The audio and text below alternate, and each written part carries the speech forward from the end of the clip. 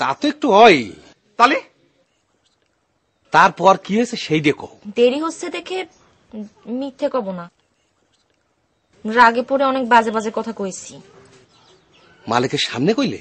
না, ও তখন কমতে আসবে, দেরি দেখেই তো ওইসব কথা কলাম। কি কি বাজে কথা কইছো? তেমন কিছু না। সিসি তা কি আপনাকে সামনে কম যায়?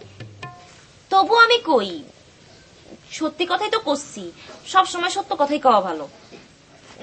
ওই যে কি জানো, ও মনে পড়ছে, শালার মানে কাজ করে আমি খাইছি, আমারে 3 ঘন্টা বসায় রাখো, আইজ আসো আসো, আর কি কি জানো বললাম মনে নাই। মাঝে ভাই তোমরা শুনলে, তোমরা তারপর চুপচাপ ধৈর্য ধরে বসে আছো। আমার কিন্তু ধৈর্যের বাঁধ ভাঙে যাচ্ছে। আমার তুই করে কথা কয়, আমার মালিক কাকুয়া ডাকে।